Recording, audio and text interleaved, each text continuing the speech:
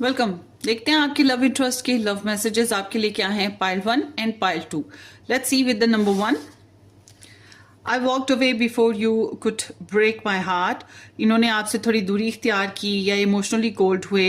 इनको लगा शायद आपकी वजह से इनका दिल टूट जाएगा या आप इनका दिल तोड़ोगे, इसलिए इन्होंने थोड़ा सा साइड ली। It's time for us to say good bye.